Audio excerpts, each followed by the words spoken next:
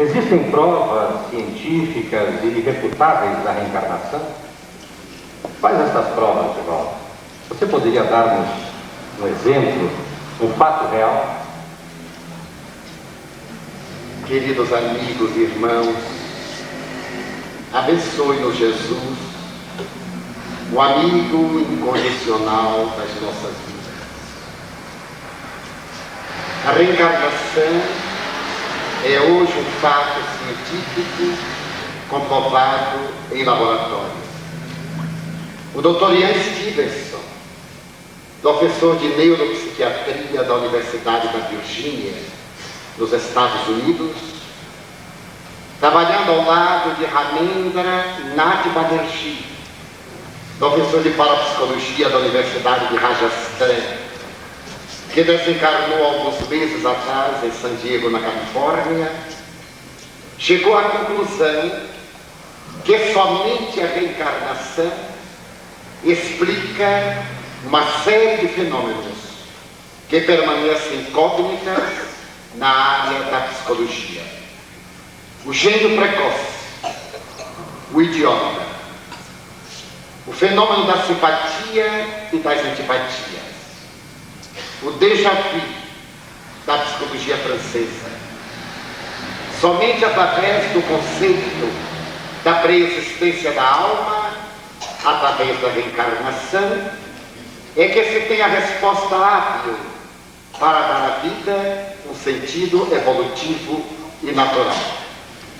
Publicou o Dr. Ian Stevenson uma obra chamada 20 casos que sugerem a reencarnação.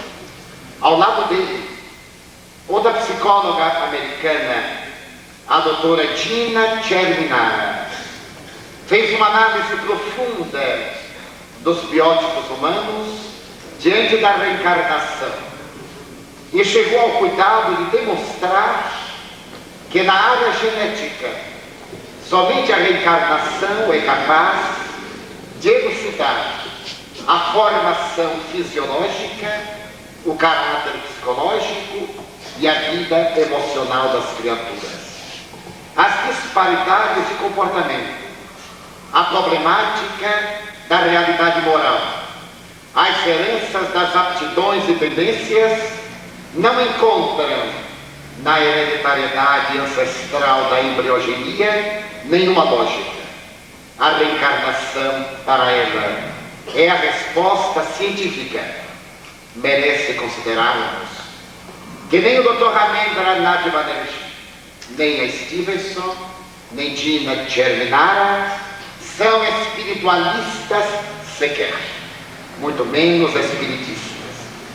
E graças à pesquisa na área da parapsicologia e da psicologia, constataram que a reencarnação é a resposta para esses enigmas das ciências psíquicas. O Dr. Morris Nesserton, psicólogo da Universidade do Sul da Califórnia e residente em San Diego, depois de examinar vários problemas psicológicos e outros na área da psiquiatria, como a neurose, a psicose maníaco-depressiva, a esquizofrenia, na área da sexologia, os problemas da impotência e da frigidez sexuais, somente podem ser elucidados através da terapêutica de vidas passadas, levando o paciente, por meio de uma regressão espontânea, à existência anterior, onde o fenômeno de natureza traumática desencadeou no espírito o problema que hoje se revela na área do comportamento. Poderíamos ir adiante, citando outros vultos da escola psicológica, das escolas parapsicológica e psiquiátrica. Mas estes nos bastam, por serem personalidades emocionalmente descomprometidas da filosofia, da religião, de qualquer espiritualismo. O Dr. Banerjee pesquisou 1016 crianças que se lembravam de viver antes. E quando lhe perguntaram que explicação o senhor dá, ele respondeu ipsis verbis: eu sou cientista A minha resposta é que a reencarnação elucida esses fenômenos. Não tem explicação ética, moral, filosófica nem religiosa. Porque o cientista examina fatos. E os fatos são esses. Não posso dizer que eles são irrecusáveis. Porque ainda hoje se discute se Charles Darwin tinha razão. E pessoas cultas, de formação universitária, afirmam acreditar no primeiro casal, Adão e Eva, de onde se originou toda a humanidade. O que para nós parece um verdadeiro absurdo, mas para eles parece a única resposta plausível. Não existe prova irrecusável de coisa nenhuma, porque a arte de pensar é a arte de duvidar. E quando nasceu a filosofia sofista, foi exatamente para pôr em xeque o idealismo de Sócrates, de Platão e as experiências de Aristóteles. Não seria agora que iríamos dispor de algo que a todos convencesse de maneira inamovível. Um fato. O Dr. Banerjee narra a história de uma criança em Nova Delhi, capital da Índia, que estava comemorando seus 12 anos de vida.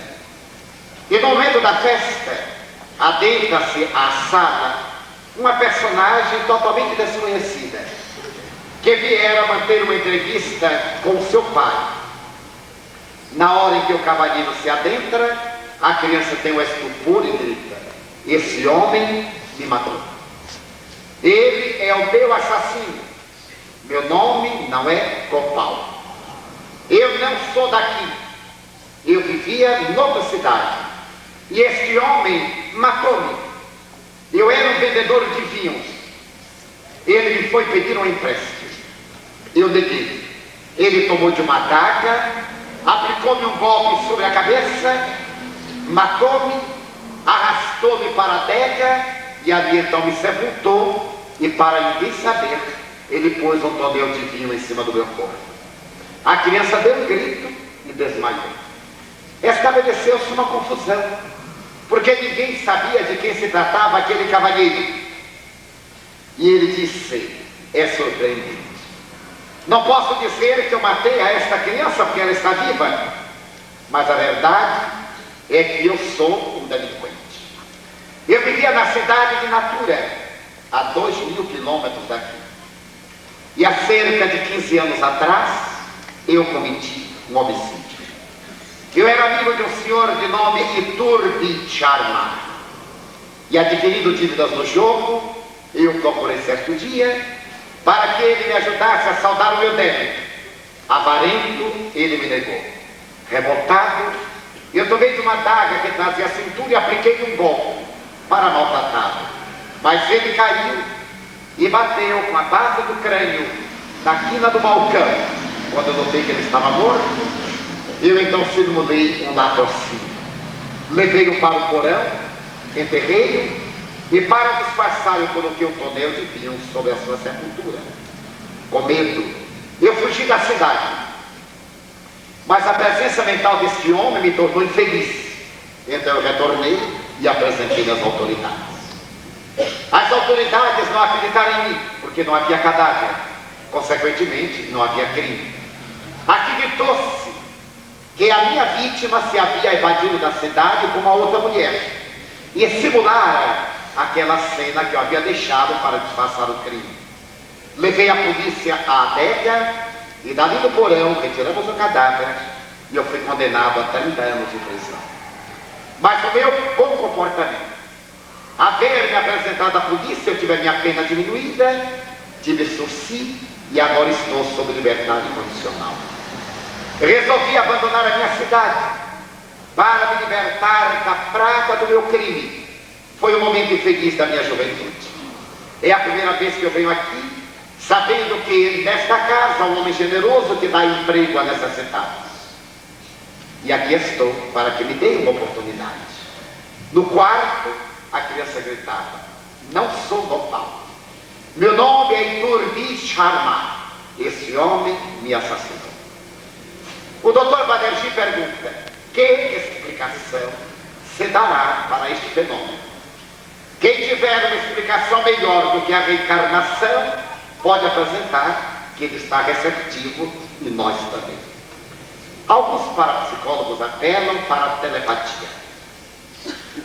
A telepatia é uma maneira de transmitir símbolos e não detalhes. Apelam para a hiperestesia indireta do inconsciente. Mas para tanto era necessário que a criança estivesse em transe e que o cavalheiro estivesse semi-adormecido para ter captado a transmissão do pensamento. Se alguém tiver uma explicação mais lógica do que esta apresentada por Banerjee, deixaremos a reencarnação de lado.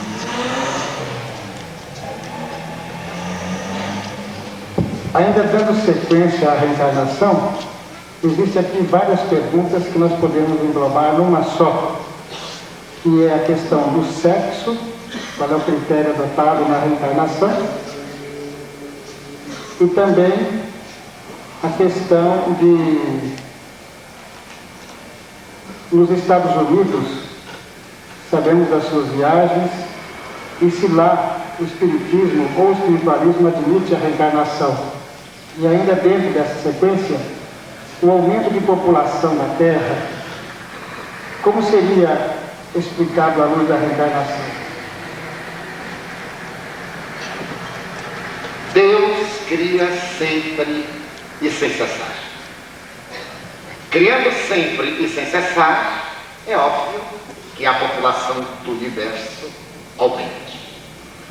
Vivemos numa galáxia, um sistema que tem 9 planetas conhecidos, 32 satélites já identificados.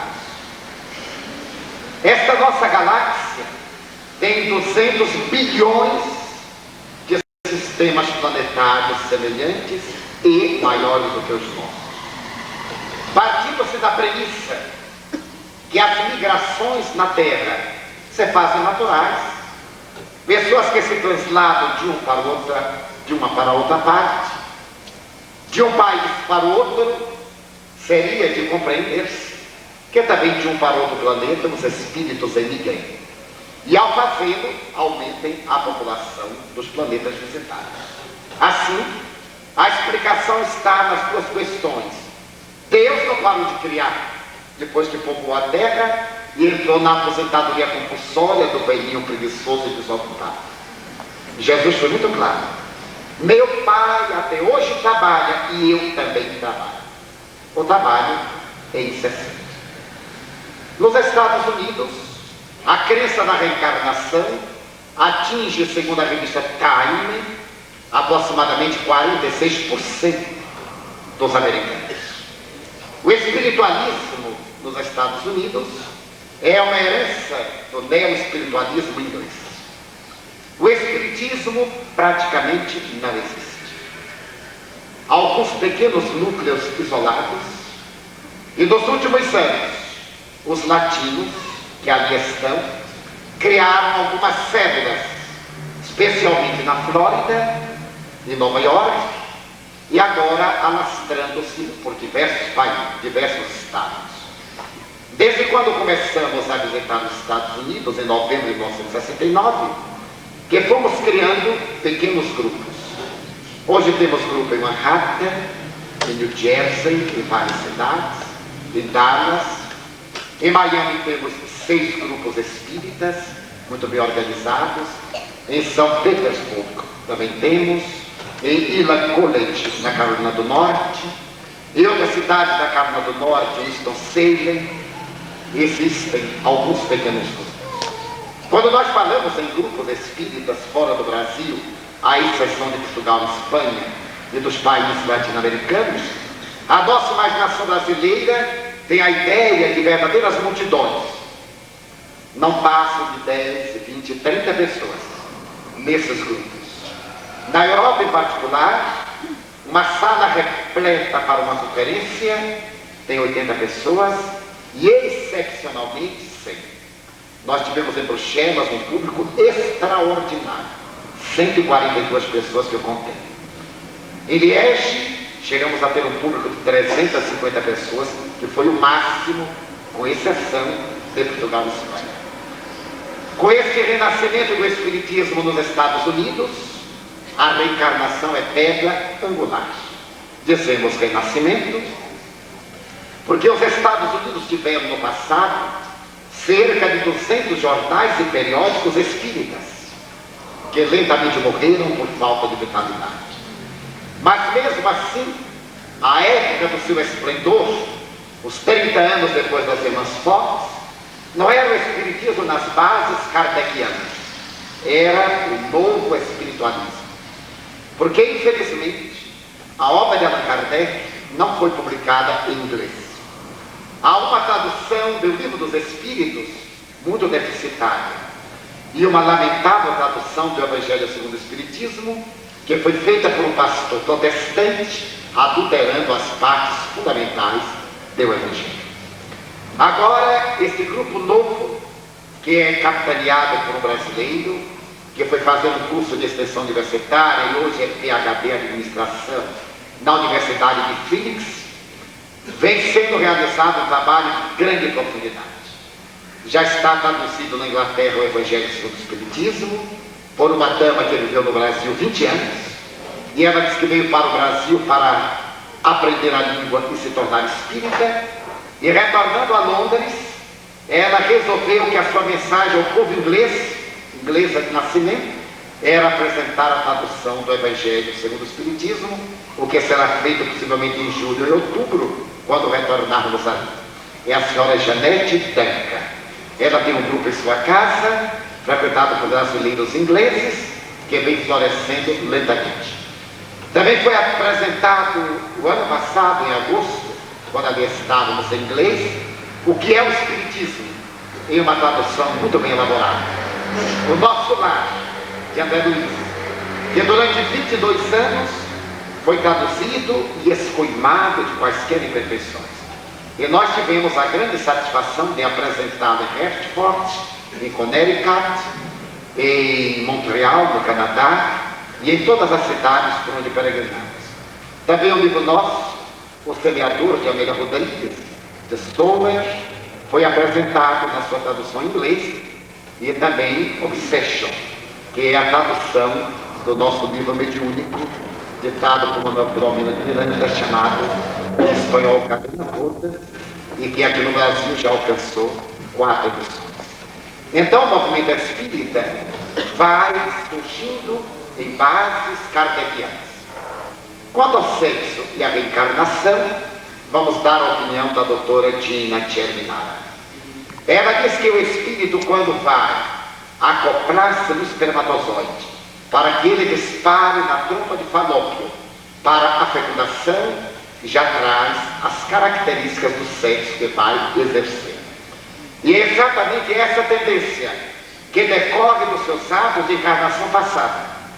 Se na encarnação anterior exerceu o sexo de maneira desordenada, retorna com uma anatomia diferente da psicologia.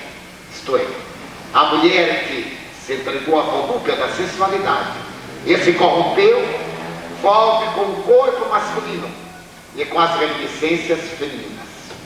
O homem que se entregou ao abuso do sexo e deixou pela estrada as marcas do seu desequilíbrio, retorna no corpo feminino com a psicologia masculina. Isso explicaria, até certo modo, as tendências de natureza homossexuais, mas não liberariam o indivíduo para a corrupção nem para a promiscuidade. Também explicaria, na linha do heterossexualismo, os indivíduos de tendência masculina ou de tendência feminina, porque há espíritos que por um processo natural se reencarnaram dentro de uma tendência e longamente eles viveram esta univalência de uma anatomia correspondente à sua psicologia. Mas é do processo da lei que todos passarão pela fieira das várias experiências e que retornarão hoje ou amanhã na outra área sexual para poder adquirir determinadas aptidões e sentimentos que cada formação sexual desenvolve através dos hormônios na personalidade humana. Das experiências de regressão da memória, o Dr. Nefferton diz que o machismo é tão arraigado na nossa cultura que muitos indivíduos que foram mulheres em outra encarnação e que agora exercem a masculinidade têm vergonha de dizer que foram mulheres. Bloqueiam o inconsciente e saltam aquela reencarnação. Tal o prejuízo da nossa cultura bárbara e machista. Então, essas experiências na área do sexo vão plasmar na outra encarnação aquilo de que o espírito tem necessidade para corrigir e para progredir. Dentro do Espiritismo, Divaldo, apenas para completar, como poderíamos ajudar pessoas que vêm com essas tendências homossexuais dentro da casa espírita especificamente? Da mesma forma que ajudaríamos o heterossexual, dizendo que o sexo foi feito para a vida e não a vida para o sexo. Que o sexo fica na zona genética e não na zona mental. Vivemos a hora em que o sexo está na cabeça. Pensa-se, respira-se, fala-se, vive-se em função do sexo. E como é natural, damos campo para as aberrações da expressão do sexo, não da sexualidade, como muitos confundem. A sexualidade é o conjunto das expressões emocionais. O sexo é a anatomia que caracteriza o ser masculino e o ser feminino. A tendência é a soma das experiências passadas, que o indivíduo pode canalizar para o bem, para o equilíbrio ou para a vida que melhor lhe aprouver. Porque o Espiritismo é uma doutrina que não condena, ajuda. Mas cada um é livre até para se complicar. Porque depois a lei ensina cada um a se corrigir. Dentro do desenvolvimento deste assunto, o desvio dessas expressões da sexualidade tem sido apontadas como um fator preponderante nesta doença tão conhecida como AIDS. E a pergunta se estende: é uma maldição? É uma doença a mais? Haverá cura para a AIDS? E também a pergunta se situa em algumas afirmações feitas num programa de televisão, a Terceira Visão, por um irmão nosso, que em todas as famílias ocorrerão no mínimo um caso de AIDS. E nós perguntaríamos dentro desse tema também para que o nosso irmão explique a respeito do karma, como se situa essas doenças e o karma. Tivemos aí 50 conferências. O Espiritismo é doutrina otimista. Toda profecia apavorante deve ser deixada à margem. Ninguém tem o direito de atemorizar as criaturas.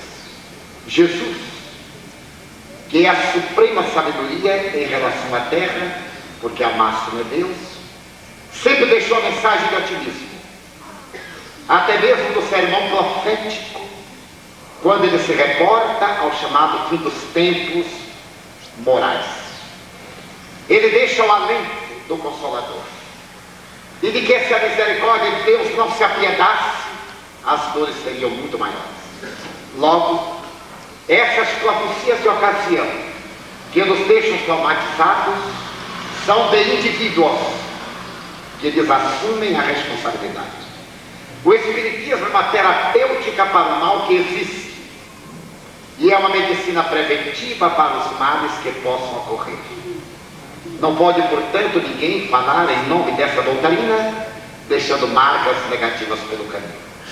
Não acreditamos que tenhamos no futuro uma enfermidade que dizime de tal forma que nem o lar esteja indemne, porque seria condenar o bom senso e negar a misericórdia de Deus.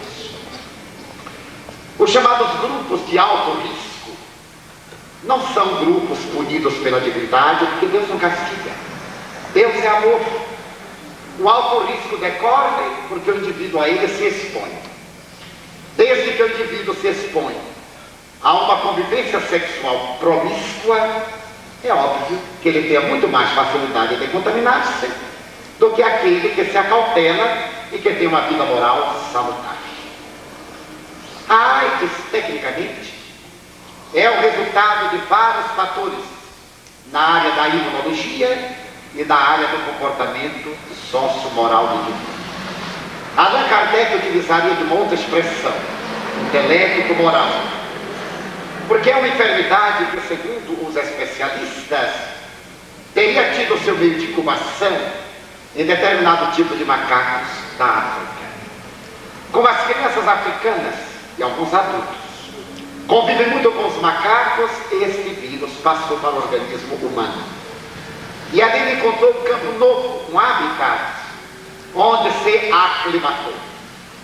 A imundícia, a promiscuidade sexual e o abuso mental de desrespeito ao sexo transmitiram a esse vírus resistências que lhe ofereceram condições de destruir os fatores imunológicos do organismo.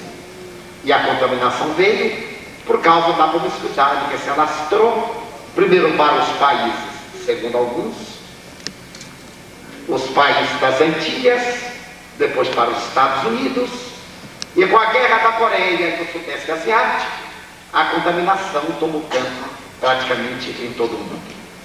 É óbvio que, sendo o vírus que se aloja na corrente sanguínea e se instala na célula, destruindo-lhe o núcleo, o contágio direto pela comunhão sexual é a base de um risco muito grave.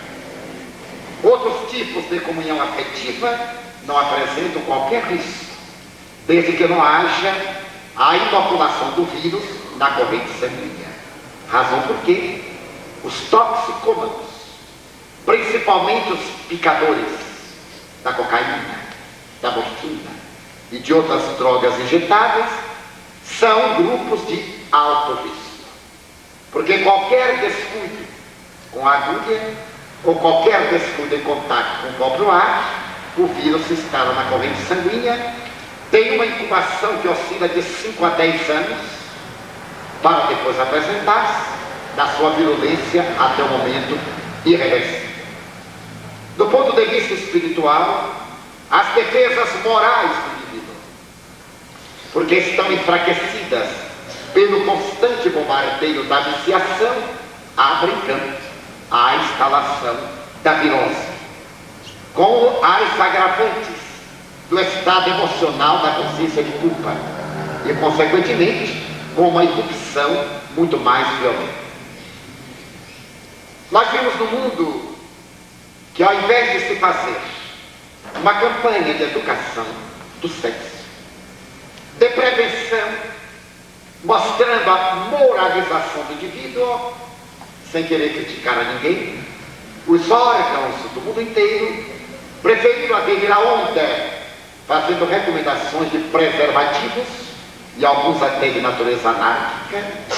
O preservativo aproxima você do seu parceiro, quando deveria dizer a sua moral segurará o seu parceiro, dando ao indivíduo a conotação animal. Pior, porque o animal busca o outro animal no período procriativo, assolado pelo cio, e o homem busca pelo vício mental. Quando a função fisiológica não lhe responde ao anseio mental, usa os artifícios dos estimulantes, começando a viagem sem volta da depravação. Portanto, a AIDS é uma enfermidade que nós engendramos e que os preconceitos culturais querem acusar determinados grupos de risco como a vingança, porque a sociedade nunca perdoa minorias. A minoria racial, a minoria econômica, que aliás é a maioria, a minoria ideológica, a minoria religiosa. Porque o homem não compreendeu que ele é o resultado da felicidade, da ruína do seu irmão. E através dessa postura, por ser o homossexualismo promíscuo, como o heterossexualismo vulgar, um veículo de disseminação da virose, acusa-se a esse grupo de risco de grande responsável como sendo punido por Deus. E nós perguntaríamos a esses acusadores: e a criança que nasce aidética, por que está sendo condenada? Que a mãe era uma toxicômana, e ao receber uma picada se contaminou. A criança já nasce marcada pela AIDS. A quem Deus estaria condenando? A criança? Mas a criança não fez mal nenhum nesta vida. A mãe não dá a menor importância e larga à toa. Em Berlim, foi criada recentemente uma creche para crianças abandonadas no metrô por mães que eram veículo da AIDS, e os filhos nasceram aidéticos. Só a reencarnação. É que esse aidético de hoje é o responsável por muitas misérias morais do passado. Eu disse o Iber, a mãe dos filhos sadios dos rancenianos do Brasil, psicografou por meu intermédio e publicamos já uma mensagem titulada Marcados na Alma. Porque a AIDS de hoje tem as mesmas características da lepra, da morféia de ontem, ora denominada mal de Hansen.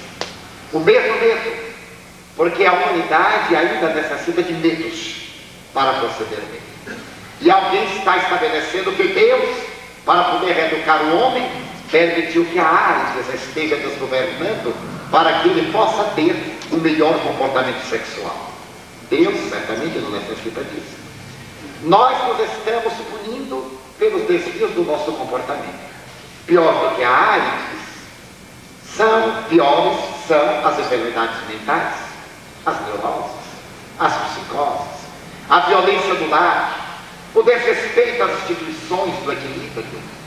Pior do que a AIDS é o herpes genital, é a sífilis. Ressuscitaram os velhos monstros cocos, portadores de enfermidades crudelíssimas, e agora com altas resistências aos antibióticos. Estamos vendo uma sociedade sifilítica.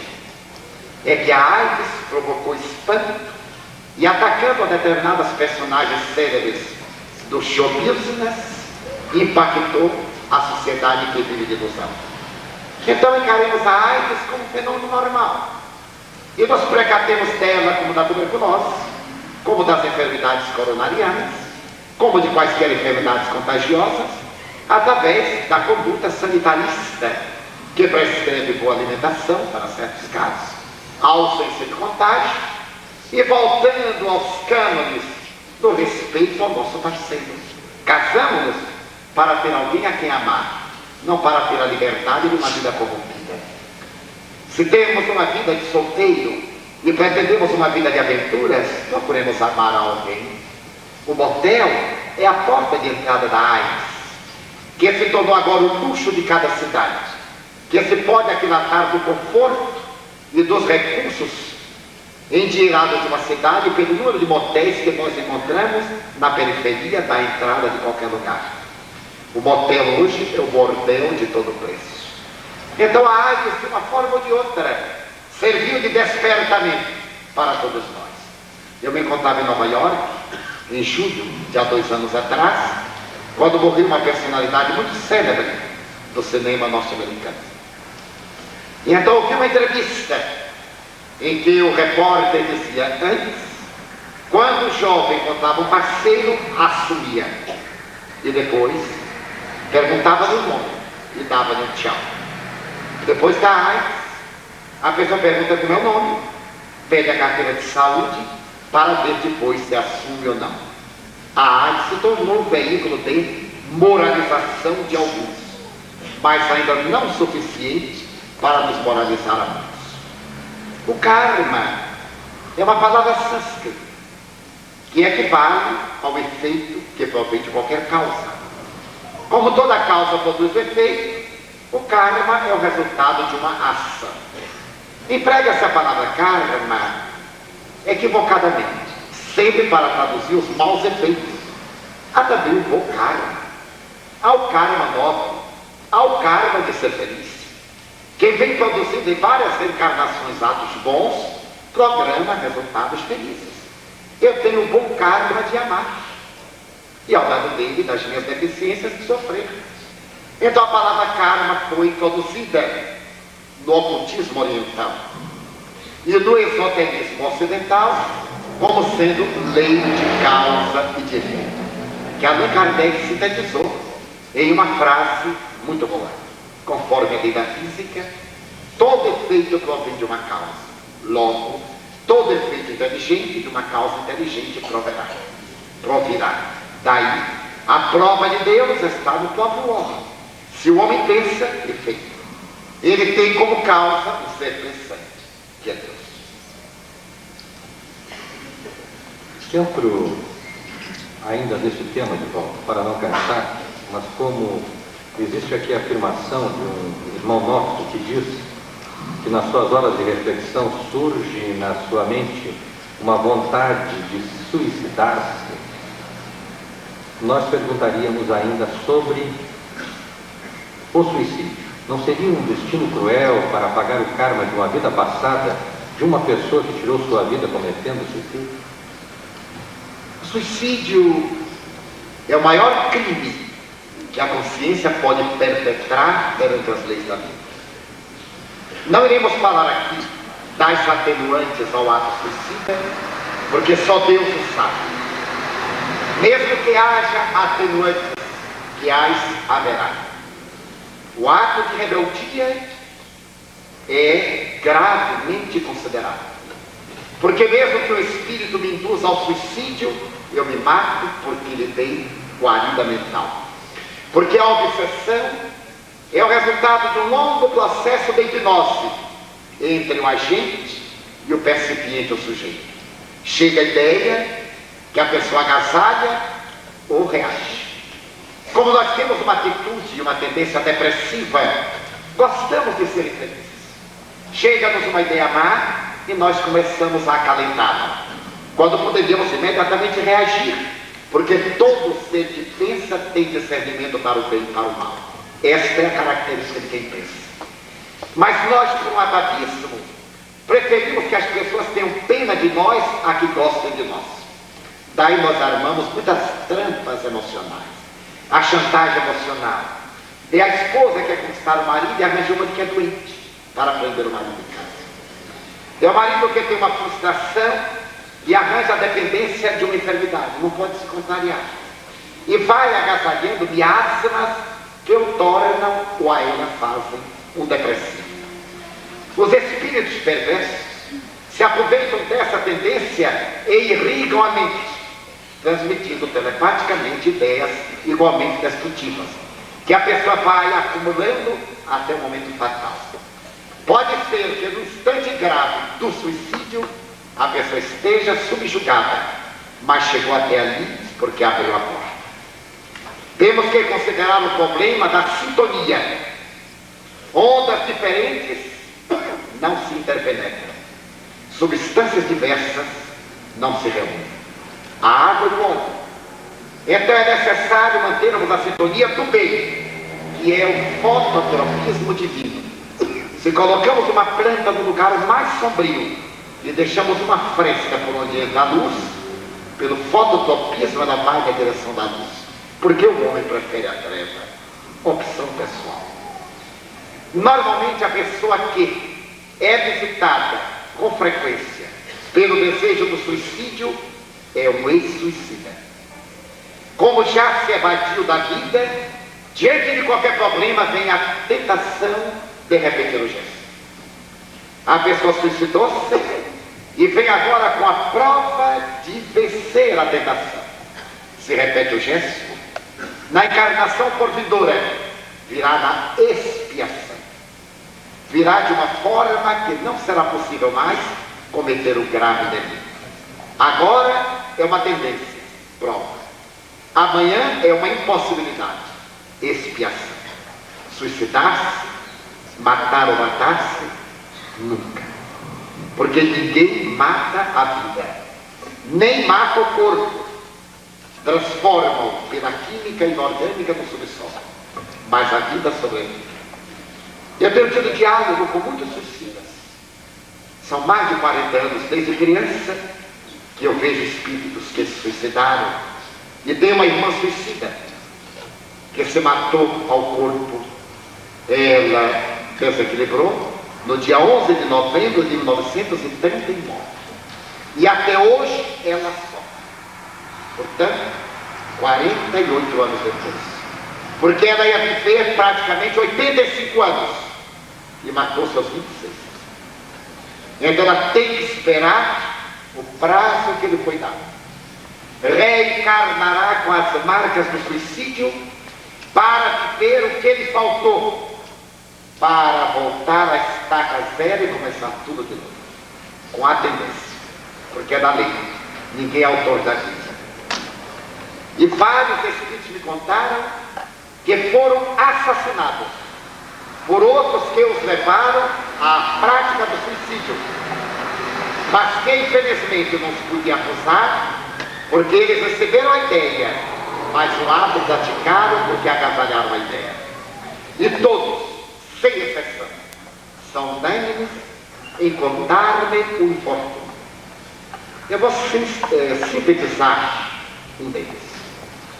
Há muitos anos atrás, eu vi no jornal de um homem que se jogou sobre as linhas férreas de uma locomotiva e que havia deixado 10 filhos.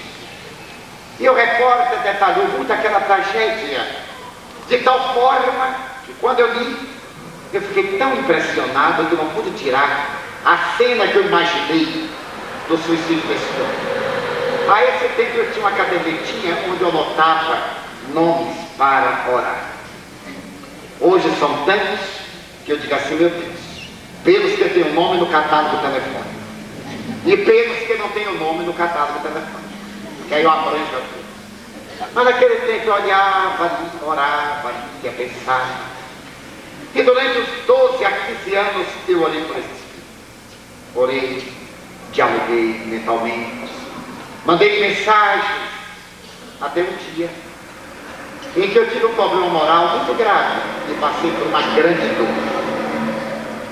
E num dos dias em que eu me senti desanimado, porque esse drama me roubou 16 quilos de peso em um mês, tal a dor que eu experimentei, eu me encostei a uma janela onde eu ficava ali da noite orando, e naquela noite eu me voltei para meu mentor espiritual e lhe disse: a senhora é generosa para todos.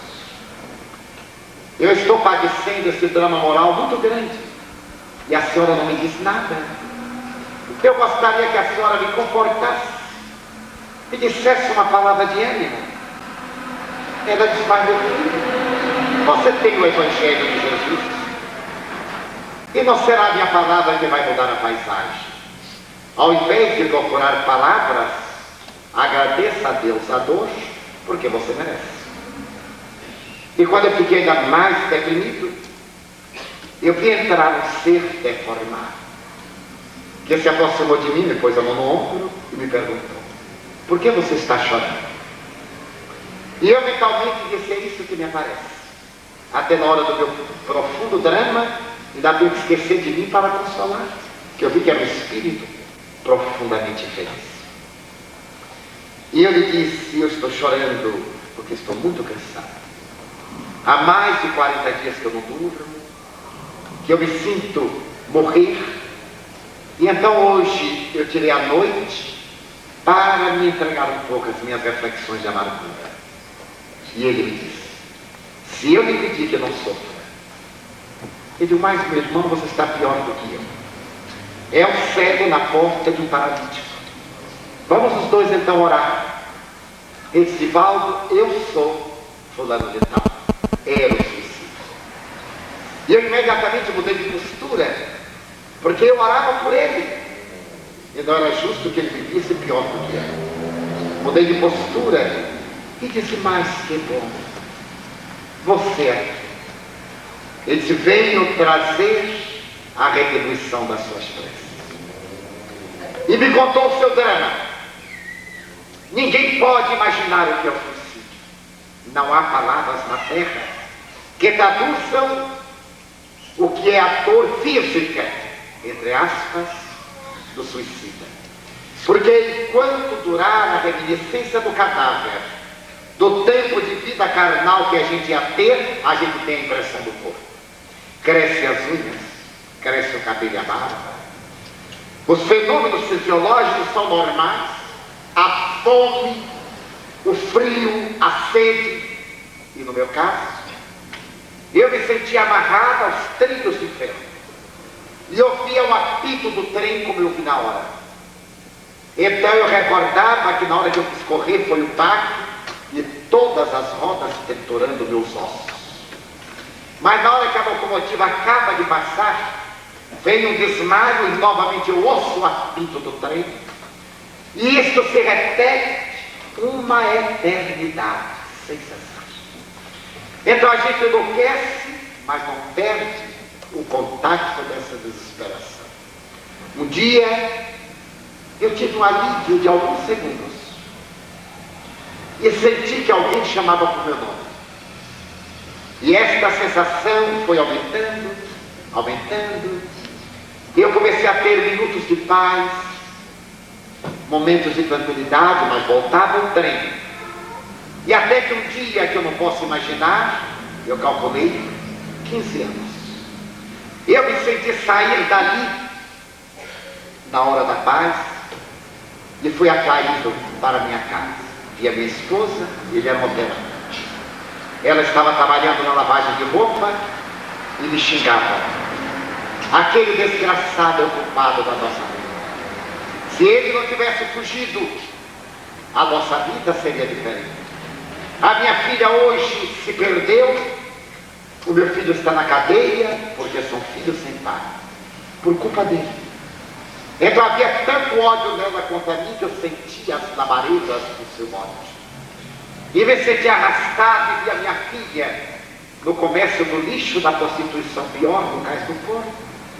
E ela estava chorando e dizia: eu aqui estou, porque papai fugiu, ele me abandonou.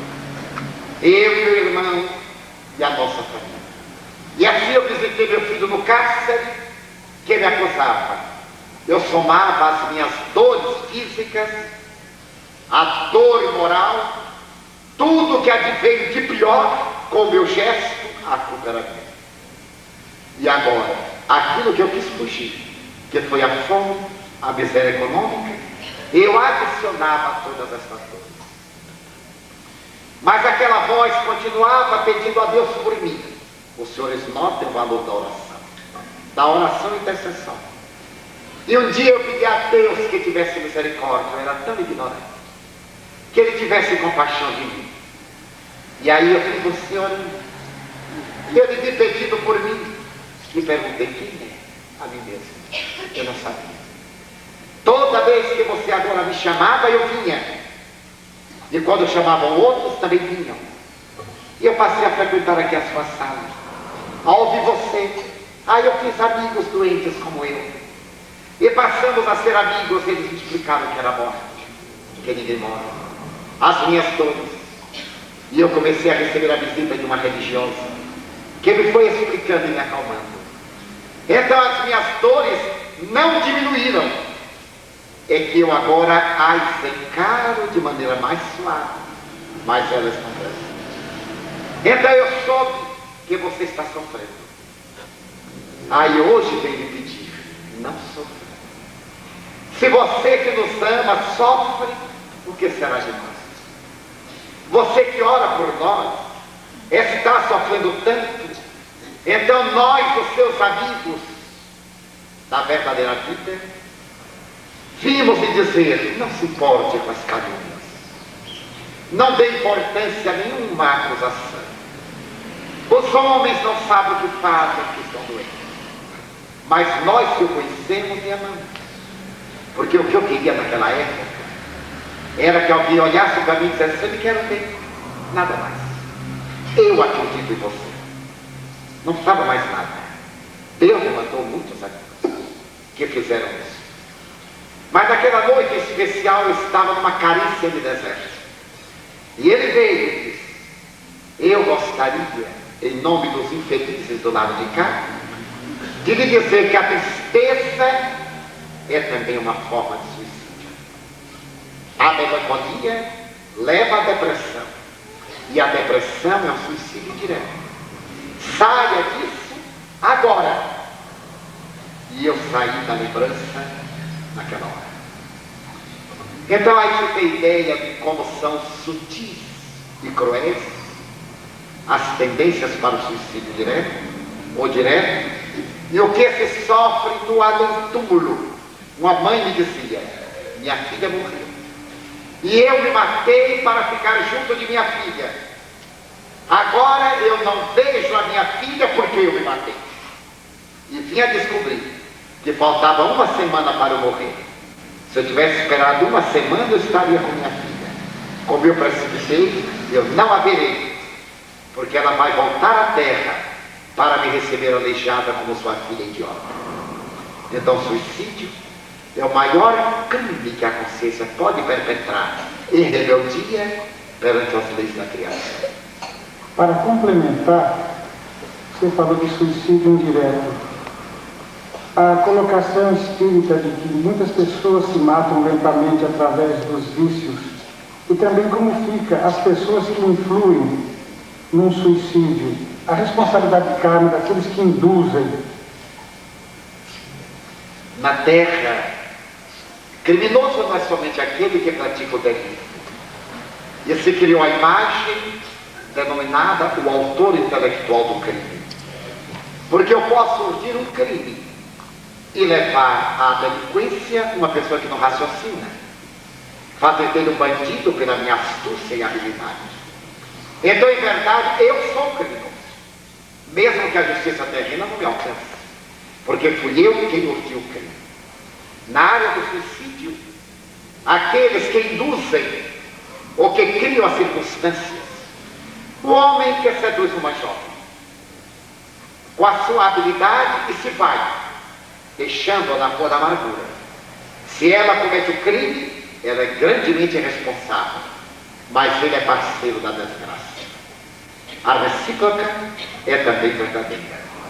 Eles poverão, e esse autor intelectual terá a oportunidade de, na próxima encarnação, receber a sua vítima como filho, que lhe cobrará o gesto terrível de uma maneira cruel, ou ter o filho querido e o ver morrer às vezes de uma maneira intempestiva, num acidente bárbaro, e ficar sem entender. Este completou o prazo que devia, e a dor moral que fica nos pais é correspondente à indução que eles tiveram na encarnação anterior. Vamos elucidar. Se eu, por acaso, induzo alguém, tenho um filho, que se deseja casar com uma moça, e por preconceito eu o inibo, e ele vem a matar-se, faltando, digamos, 5 anos para ter a morte natural, na outra encarnação ele vem como filho adorado. E aos 5 anos, ele pode ser vítima de um acidente automobilístico na minha vista, ou de uma parada cardíaca, eu digo, mas era tão inocente. Porque Deus o tomou, ele cumpriu o que faltava, e eu agora vou curtir a sua ausência, porque fui eu quem o matou indiretamente na outra. Deste modo, aquele que induz é co-participante da responsabilidade. E o suicídio direto está aí à larga. O tabagismo, o cigarro, o fumo, o alcoolismo, o tóxico, a exacerbação sexual, a cólera. A cólera mata mais do que o câncer, porque a cólera produz distúrbios gástricos, enseja o surgimento de úlceras gastro, duodeno intestinais, que se transformam em cânceres. E a pessoa, quando morre do câncer, foi suicida pela cólera, porque nós geramos fatores corrosivos para o nosso organismo, ou liberativos. Também muitos de nós podemos estar à porta da desencarnação e ter uma moratória, de acordo com a conveniência da nossa vida. Eu conheço várias pessoas que estão na Terra em moratória, que as suas vidas eram úteis, ou porque necessitavam de tempo para resgatar. Daí, o suicídio direto é também um grave crime perante a consciência da vida. Só a conduta correta. Não é necessária uma conduta de santificação, mas uma conduta santificadora. As linhas normais e morais do comportamento, porque todo desgaste vai anular o combustível. A lâmpada que nos clareia está gastando energia hidráulica. Se acendemos uma vela, ela tem um tempo para consumir o combustível. Se acendemos pelas duas extremidades, ela consumirá mais rapidamente. Daí nós somos suicidas. Se usamos da energia da vida para qualquer tipo de excesso. Devemos bons gastos àqueles comedores inveterados que vivem sobrecarregados, vivem para comer e para provocar um humor, para não deixar uma mensagem trágica. Uma dama muito rica estava uberada e muito gordinha. Então perguntou a Chico Xavier: será que os espíritos não nos poderiam dar uma dieta sem tanto sacrifício para nós emagrecermos, Chico? E o Chico, que a gentileza em pessoa, dourou a pílula e disse: mas eles dão. Eles dizem que há uma doença muito séria que é responsável pelo excesso de enxúndias, de gorduras. E ela perguntou: que doença é essa? Chico disse: a gastrite. Se nós controlarmos o gato, então não engordamos. E o amigo meu que estava ao lado, que é gordinho, bem se vê, virou-se para alguém e disse: meu Deus, da agora por diante não como mais de gato, só como de colher.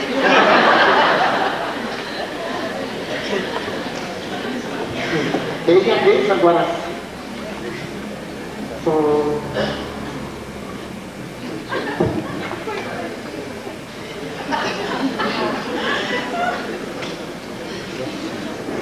Os visitantes tiraram a oportunidade do dono da casa. Então, é que a Clélia nos deu essa tarefa simples. Então nós vamos mudar um pouquinho a temática para mais séria ainda. As perguntas estão sendo muito sérias e muito boas.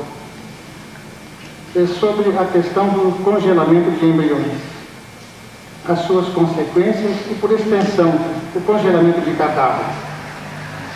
Pessoas que pretendem congelar os cadáveres dos seus familiares para que, quando a doença for descoberta, tentar reavivar esses cadáveres. E dentro dessa mesma sequência, a questão do banco de sêmen. Se a pessoa adquirir o sêmen de um prêmio Nobel, por exemplo, poderá ter na família um gênio. Eu tenho que contar os dedos para poder responder. A criogenia, quanto a tecnologia genética, estão a exigir imediatamente uma ética. Porque a ciência vai impulsionando, mas esquece o fenômeno ético. E aí estão os bebês de placenta que hoje se encontram na idade adulta, exigindo a identidade dos pais e movendo processos contra as mães e odiando a vida por serem realidades criadas em laboratório. Vários casos estão na imprensa mundial, abalando a opinião pública. Foi publicado nos Estados Unidos, há 16, 17 anos atrás, um livro de autoria de um homem chamado Leroy Augustin, em que ele colocou como título: Venha, vamos brincar de Deus, sugerindo na tecnologia genética a criação de verdadeiros monstros e a criação de verdadeiros gênios, fazendo bancos de sêmens de descendentes de Eichmann, de Hitler, ou de Einstein, de Ubaldi, e etc. E alguém examinando esta obra teve a ocasião de dizer: o homem ainda não aprendeu a brincar de homem. Toda vez que brinca de homem, termina seu brinquedo em guerra. Na hora em que brincar de Deus, o extermínio será inevitável. Porque que a ciência pode fazer, não há dúvida, e o homem é livre para pesquisar. Nessa pesquisa, a criogenia, a tecnologia genética, os embriões congelados, já existem mais de 1 milhão, são conquistas e avanços técnicos que merecem o maior respeito. Mesmo no caso da fecundação in vitro, merece considerarmos que é um grande avanço para diminuir a dor de muita alma, que por motivos kármicos não teve a honra nem a felicidade de criar do próprio ventre. Porque o período de gestação é o longo período de mimetização do amor. O amor se desenvolve no acarinhar do ventre, no sentir aquele contato corpo a corpo, espírito a espírito. E isso é tão impressionante que mães de aluguel, quando nasce a criança, recusam-se a entregá-la. Como está um grande processo hoje abalando a opinião pública da América e criando jurisprudência. Ela alugou o ventre por $10.000, em comum acordo com o marido, já era mãe de 2 filhos. Mas quando a criança nasceu, ela achou que o filho era dela, porque ela era a responsável por tudo aquilo. E o processo agora vai para a Suprema Corte dos Estados Unidos, mostrando que a ciência não diz tudo. E foi por isso que ontem citamos Einstein. A ciência sem a religião é capenga, como a religião sem a ciência é cega. Daí, essas conquistas vão exigir a formulação de uma ética comportamental para que o homem desavisado não se transforme na adaga contra o próprio homem. O Espiritismo não tem uma doutrina sobre o assunto, porque o Espírito é livre pelo conhecimento da lei da reprodução, que faz parte do 3º livro do Livro dos Espíritos. Então, esta tarefa de congelar o embrião é muito nova, desde que a futura mãe considere a oportunidade que lhe é dada, porque o embrião fecundado é provável que o espírito esteja ele imantado e fique no largo período sofrendo o congelamento, como no caso do cadáver, que foi congelado para ludibriar a lei, e às vezes no fenômeno de eutanásia, quando a pessoa viu que seu câncer era irreversível, pediu que na agonia lhe aplicasse a eutanásia, congelando o cadáver, até o dia que a ciência descobrisse um fator para liberar daquela situação. Então, nesse caso, o espírito que quis ludibriar a vida fica hibernado, mumificado, como aqueles das múmias do Egito que aguardavam a vida eterna física, até que a lei divina encontre um processo de liberação dessa alma, que foi duramente punida por si mesmo, porque não acreditando na imortalidade, quis viver apenas para o corpo e sofre os efeitos deletérios do corpo. E a terceira? Qual foi a terceira?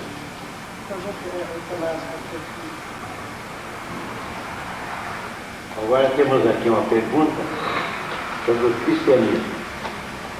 O cristianismo surgiu no momento em que as civilizações cansadas caminhavam para o determinismo, que vai influenciar determinantemente nos postulados desse ideário religioso. E ao encarar a morte, o cristianismo chama de fatalidade, assim como a derrota de destino.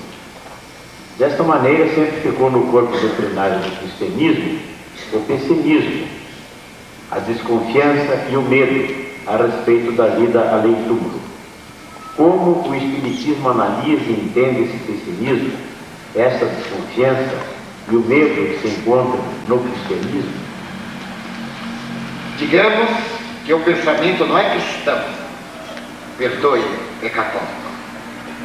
Porque Paulo de Tarso proclama: ó morte, onde está a tua vitória, onde está o teu galardão? Jesus não é um morto, é um ressuscitado. Ele dialogou com os espíritos, provando a imortalidade da alma.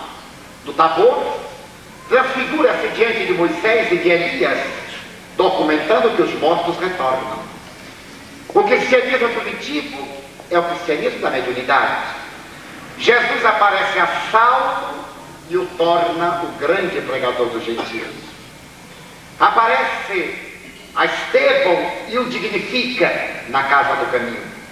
Os cristãos primitivos exerciam a mediunidade com euforia e marchavam para a morte contentes, porque sabiam que iam viver. Inácio de Antioquia, quando na arena romana se sentiu poupado das feras, começou a chorar, porque ele não merecera a morte. Lhe aparece o Espírito e diz: porque morrer repentinamente é muito fácil. Jesus te pede um sacrifício maior: morrer lentamente, ser incompreendido e sorrir, perder os amigos e sorrir, viver no meio de todos, perdendo as esperanças e vivendo até o momento da consumação. Ele te pede um sacrifício muito maior, que é viver, porque para o cristão morrer era libertar-se.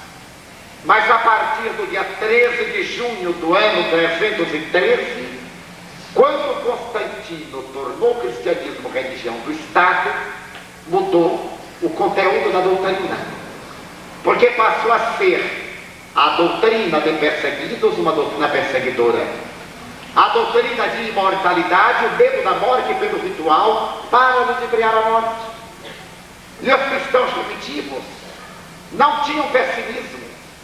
O cristianismo primitivo de Jesus é todo otimista, como diz Albert Schweitzer na sua Ética, porque é negar a vida para afirmar a vida, isto é, negar uma vida curta para afirmar uma vida longa, isto é, uma doutrina otimista.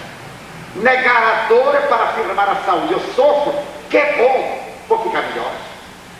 O cristianismo católico é que foi pessimista. Matar o corpo, negar o corpo, flagelar o corpo e dizer que o mundo é mau. O mundo não é bom nem mau, ele é o que os homens dele passam.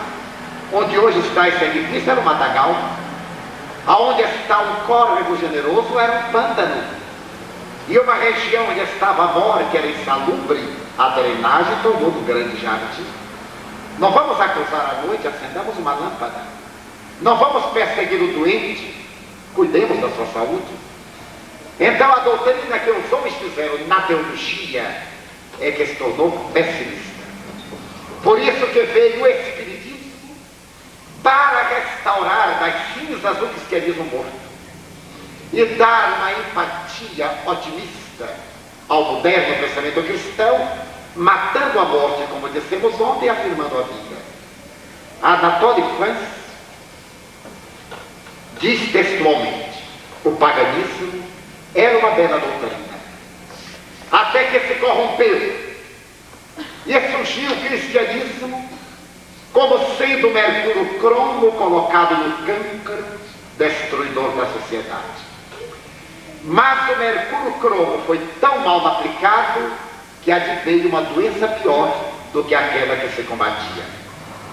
Anatole France não conheceu o Espiritismo, senão ele teria dito: e agora surge uma terapêutica curadora para libertar a alma do cancro e dos males do tratamento errado. O Espiritismo é o retorno do Cristo, atendendo às necessidades humanas de uma forma otimista. Até parece falta de caridade o que tem aqui sobre mediunidade. Ontem falastes que todos nós temos mais ou menos essa percepção paranormal. E as perguntas aconteceram: a mediunidade é uma missão? É uma doença?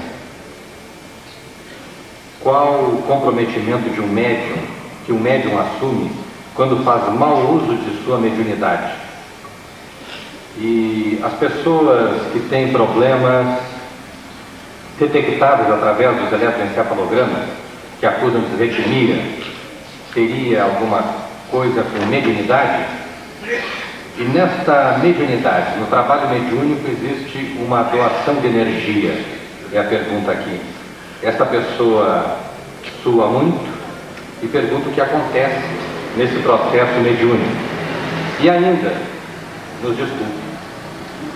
Não sei se vou memorizar, no caso.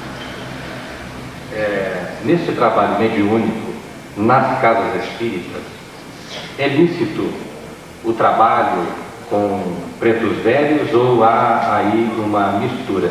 Os caboclos, pretos velhos, ou está havendo uma desinformação nas casas espíritas que utilizam-se dessas entidades espirituais? Sendo a mediunidade uma faculdade paranormal, não pode ser uma doença. Para ser uma doença, ser uma faculdade anormal. Ela está, portanto, acima. Estão respondidas as duas primeiras perguntas.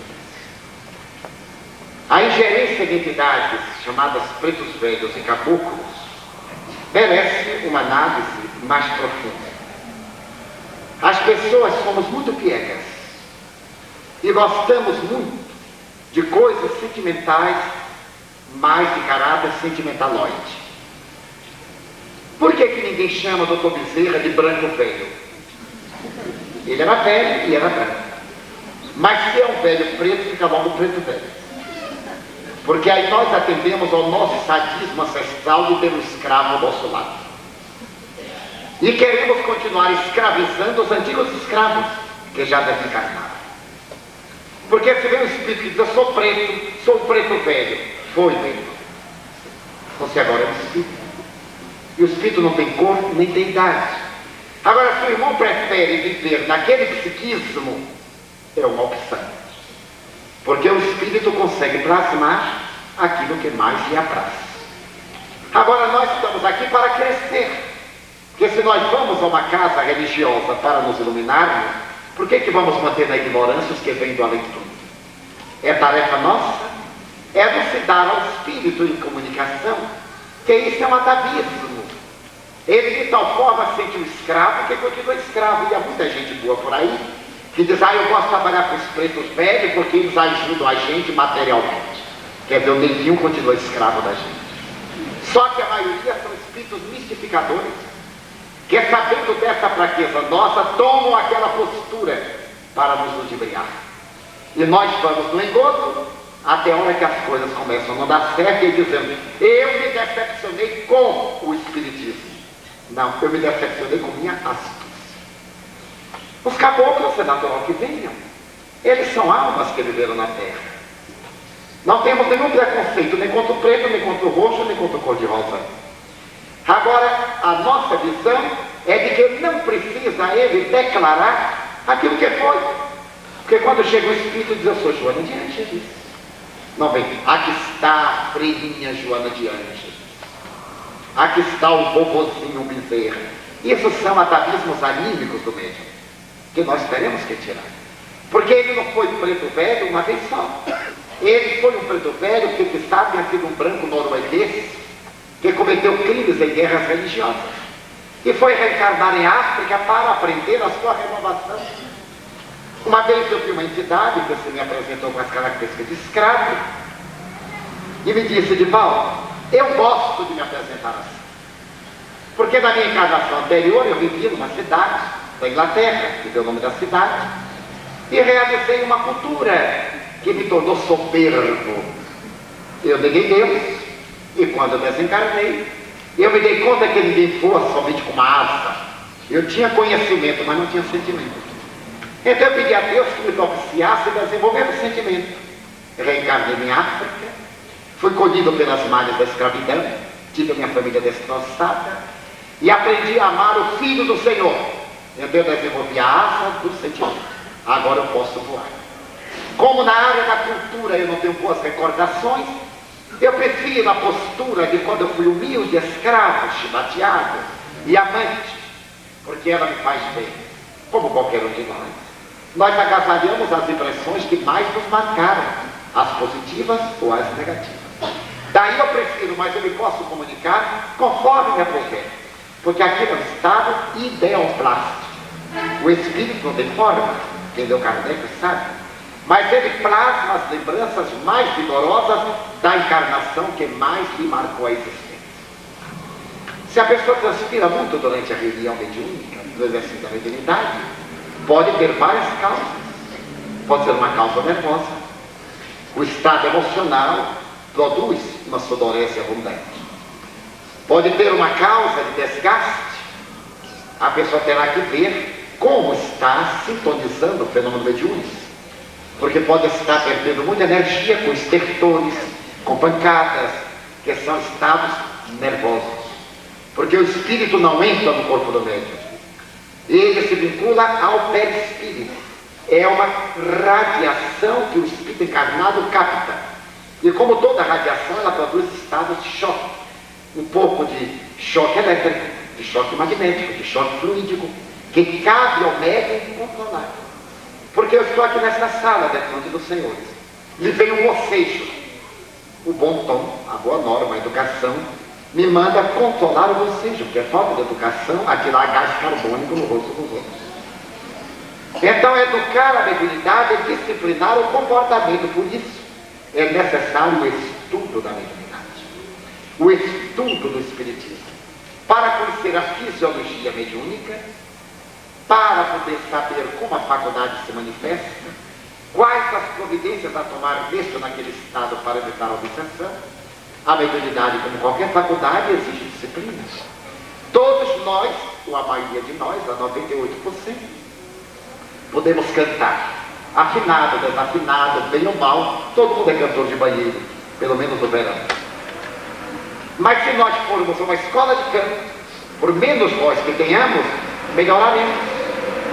Qualquer pessoa que tem dificuldade de palavra, faz um curso de dicção e torna a sua palavra mais clara. Então a mediunidade exige, como qualquer faculdade, qualquer aptidão, uma educação, uma disciplina para evitar esses distúrbios que acompanham qualquer faculdade. Me lembrei de quatro, faltam duas. As pessoas que têm problemas e que são detectados pelos eletroencefalogramas não são necessariamente médiums.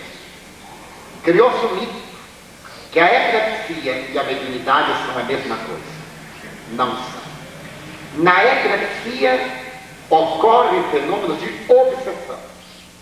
Adversários do endividado se utilizam da convulsão e pioram o quadro convulsivo. Daí é válido que faça terapêutica espírita, sem abandonar os anticonvulsivos receitados pelo psiquiatra. Porque há uma lesão orgânica que às vezes pode ser propiciada por uma obsessão. O espírito adversário, insistindo junto a uma cerebração, produz uma lesão, como sobre qualquer órgão. Demos uma imagem. Colocamos o papel ao sol, ele pode descolorir. Mas se colocarmos uma lente, um grau, o raio de sol aumenta de intensidade, queima de levantar labareda. O perispírito é a lente de grau. O corpo é o papel. O espírito atuante é o raio de sol. A sua incidência termina por afetar a fisiologia ou a organização funcional do corpo e nasce a doença por efeito da obsessão. Como pode a doença gerar uma obsessão? Daí, em qualquer caso, a terapêutica médica e a terapia espírita, para que se afaste a causa e se removam os efeitos. O que ocorre é que a mediunidade tem a sua sede em determinado departamento cerebral, chamado polígono de Van e de Charcot. É uma área cerebral que, naturalmente, no mapa de um encefalograma, mostra uma paranormalidade. Mostra um gráfico diferente do gráfico normal. Mas não é do caso da epilepsia, em que estão zonas comprometidas e geradoras de disritmia. Faltou. Qual o comprometimento que o médium assume quando faz mau uso de sua mediunidade? Ou seja, usa para fazer o mal ao seu semelhante. Então faltam duas. A mediunidade não é missão. Quando a pessoa acha que é um médium missionário, está na hora de internar. A mediunidade é uma porta de serviço. O uso que dela se faz lhe dará dignidade ou a tornará vulgar. Por isso que o estudo da mediunidade nos ensinará a conduta mediúnica. A mediunidade é uma função que o Espiritismo descobriu e ensinou a técnica da boa conduta. Se o indivíduo a usa negativamente, ele sintoniza com espíritos perversos e baixos, e antes mesmo de partir da terra, ele sofrerá o efeito desse uso. Como qualquer função. Quem grita muito fica rouco, quem come muito fica desperte. Quem usa a inteligência para o mal perturba-se. Quem usa a memória para lucros imediatos perde dignidade perante si mesmo. Quem usa a conduta para determinados fins obnubila a razão e destrói o comportamento. Quem usa a mediunidade para interesses subalternos fica vítima de espíritos que vão cobrar. Vampirizadores. E eu conheço muitos casos. Principalmente na chamada área da magia. Que não existe magia nenhuma. São fenômenos mediúnicos corriqueiros. E como estamos lidando com espíritos bons e maus, os maus preferem perturbar, enquanto os bons preferem ajudar. Mas os que preferem ajudar vêm cobrar o preço da sua tarefa. E os que preferem ajudar sempre auxiliam cada vez mais.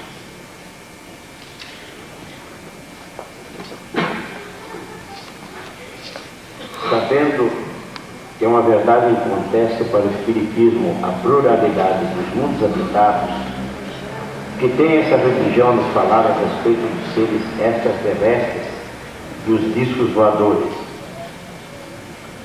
Se os espíritos têm idades diferentes, chegando ao terceiro milênio, os que tiverem chances de evoluir e permaneceram atrasados, serão arrastados para os mundos de planetas de vivência primitiva. E a outra que diga também: existem muitos planetas superiores à Terra, considerando-se o ponto evolutivo dos seres, e os planetas superiores são muitos também. 3 perguntas se relacionam. Allan Kardec estudou a gradação dos mundos em O Livro dos Espíritos. Desde os mundos primitivos até os mundos mais elevados. Há toda uma gama de progresso. E tanto os primitivos e atrasados, como existem os mundos superiores, os mundos divinos, os mundos angélicos.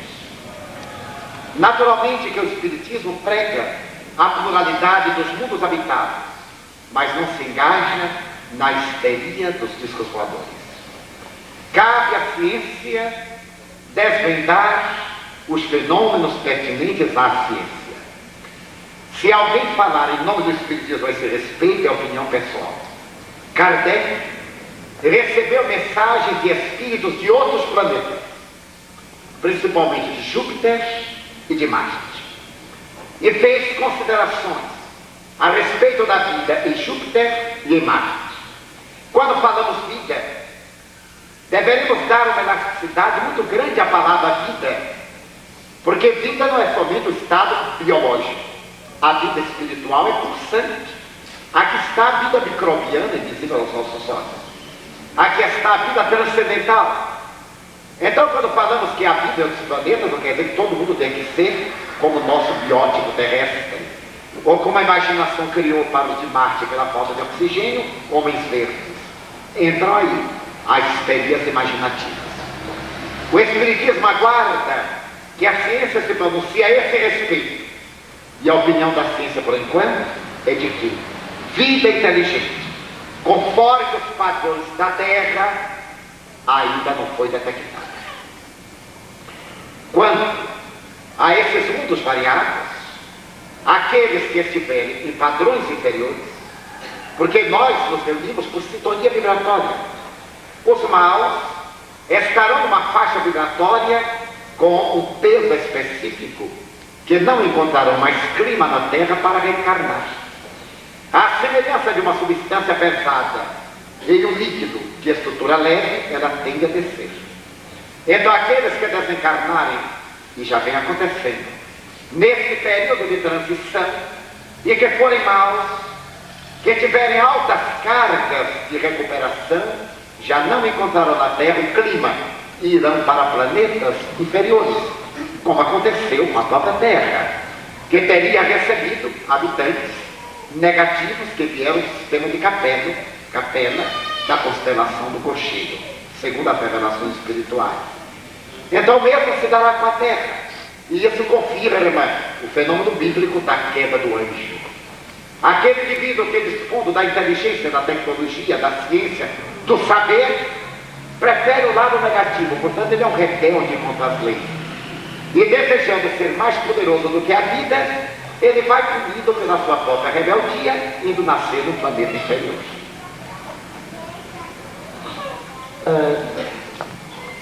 Essa pergunta é interessante, é assinada por uma pessoa que diz: um irmão que muito me estima desde a primeira vista. Que você ontem fez uma palestra citando vários dados, nomes de físicos, cidades, enfim, uma relação incontável de detalhes. Você estava incorporado por algum espírito? Ou isso é produto da sua longa experiência ou estudo? Com esta pergunta encerramos, porque a hora vai avançada e os senhores precisam descansar. A mediunidade é uma porta de serviço, é um telefone ligado para o além. Todos nós estamos no processo natural de educação mediúnica, viver é educar. Quando eu comecei a pregar, conforme nos disse o Guaraci, no dia 9 de março de 1947, eu estava em Aracaju, em férias, a convite de um casal amigo, senhor e senhora Delino Sarroz. Eles haviam ido à nossa casa, ele com uma enfermidade pulmonar, e naquele tempo eu era apenas um médico. Não sabia nem o que significava a palavra espiritismo. Mas fazíamos uma reunião mediúnica em nossa casa. E um amigo soube, outro amigo soube, fulano veio, viu Beltrano. E porque a irmã desse senhor frequentasse, ele estando enfermo em Aracaju, veio e com a terapia do passe ele se recuperou. E então nos convidou que na primeira oportunidade fôssemos a Aracaju, passar uns dias com ele, para podermos conversar de espiritismo, para visitar doentes. Sempre gostei muito de visitar doentes. E ali nós orávamos juntos. E eu aceitei. Fui com Nilson de Souza Pereira. E quando nós chegamos, 3 ou 4 dias depois, fomos apresentados ao então presidente da União Espírita Sergipana, o senhor José Martins Peralva Sobrinho. Fizemos um bom relacionamento. E então, o Peralva, sabendo que eu era médium, e assistindo algumas sessões mediúnicas, convidou-me para ir a uma sessão e contar algumas experiências, fazer uma palestra. Eu nem sabia o que era palestra. Mas eu disse que eu não tinha nenhuma capacidade, mas de qual você vai contar as suas experiências mediúnicas. Eu então disse: pois não me custa. E nesse dia eu vi sobre a mesa da sala da casa que eu estava hospedado a revista Reformador, que trazia uma mensagem do Espírito Humberto de Campos, intitulada A Lenda da Guerra. Eu li e achei muito bonita e disse: eu vou contar essa história na minha palestra. Naquele tempo eu tinha uma memória regular, então eu li e memorizei. E passei um dia nervoso, como todo debutante. Fiquei agitado, louco para chegar a hora. Me preparei e a hora nós fomos. Quando chegamos lá, meu casal de anfitriões, Nilson estava comigo, Peralva, éramos 5. E olhamos o auditório, tinha 14 pessoas com nós. Eu fiquei gelado. Aquele público enorme, 2 velhinhas cochilando, e aquele público, o coração batia do lado direito da garganta. Eu me levantei, na hora que me deram a palavra, e eu era tão estúpido, pior do que hoje, que eu não sabia que Vossa Excelência era a terceira pessoa do singular. Como tinha vossa, eu pensei que fosse segunda do plural, e mandei bravo. Excelentíssima senhora, excelentíssimos senhores, vós sabeis que eu fui convidado para não sei o quê, e eu vou contar a lenda da guerra, psicografada por Francisco Cândido Xavier, de autoria do espírito Humberto de Campos, e me esqueci da lenda da guerra. Aí eu me lembrei de minha professora que dizia: quando esquecer, comece tudo de novo. Eu aí, excelentíssima senhora, e novamente me esqueci. Ninguém pode imaginar o que a gente sofre num momento desse. Cada segundo parecia um milênio. Eu tive a impressão que a Borridigo sabe de outra. Eu havia estudado uma história, não me lembro. Então, me deu um branco total, riso. Eu digo, eu não vou dizer nada. E me sentei. Quando eu sentei, eu vi entrar um espírito, já me eram muito familiares do espírito. Ele veio até mim e disse, levanta-te. Todo aquele que pretende servir a Jesus está sempre de pé. Fala. Eu falarei pela tua boca. Falarei por ti e contigo. Sou teu amigo Humberto de Campos. Eu nem sabia quem era. Eu ainda levantei com ele e disse, um momentinho. E aí falei. Mas eu falei. E como eu estava lúcido, uma coisa me tomou, porque eu não sou orador. Eu reconheço. Eu sempre digo aos meus amigos que eu sofro de epilepsia falante. A coisa me agarra e fala, até que acaba. Quando acaba, acabou. É uma compulsão falante. Daí o povo pode ir, pode ficar, é indiferente. Tanto falo para um como para o número que tiver, com o mesmo entusiasmo. Então eu dizia assim, meu Deus, mas como eu sou inteligente. Imagine que eu sabia coisa que eu não sabia que sabia. Quando eu acabei, o povo bateu palma, emocionado. E Peralta estava muito emocionado, disse, Nivaldo, você amanhã fala novamente dos carros. Eu não sabia que era tão fácil. Aí anunciou. E uma senhora cochiladeira, foi o melhor médium vidente que eu jamais encontrei. Chamava-se Dona Média. Ela olhou e disse, curioso. Quando esse menino falou, eu estava com 16 anos, eu vi entrar um carrinho de Vime, puxado por 2 cisnes brancos. Dentro do carro havia crianças de várias cores, pretinhas, rosas, louras, que jogavam pétalas de rosa. Eu não vi. E eu perguntei às crianças, por que tanta alegria? E elas disseram, porque ele vai ser nosso pai. E eu disse comigo, vá de reto. Ai, que eu não tenho namorada, já vou ter filho. Negativo. E ela para mim disse, você vai cuidar de crianças. Eu disse, essa senhora deve ser mais maluca do que eu. No dia seguinte, quando eu cheguei, a sala regurgitava. Tinha umas 200 pessoas ou mais. Era uma sala estreita que ainda existe, na rua de Santa Luzia, na Cajica. Aí eu fiquei apavorado. Porque se aqueles 14 quase me mataram, mas aí não podia recuar. Tinha mesa, e eu comecei a dizer, o que é que eu vou dizer? Mas não, o Espírito vem. Quando eu vi abrir, não. Aí foi me dada a palavra, eu me levantei, ainda me lembro da postura. Coloquei assim a mão, expôs-se, né, de orador baiano, deputado baiano, e aguardei, e o Espírito não veio. Quando eu vi que não vinha, eu disse, excelentíssima senhora, eu disse, eu vou falar a de ontem. A lenda da guerra, aí falei, excelentíssimo senhor, não sei o quê. E tornei a me esquecer da lenda da guerra.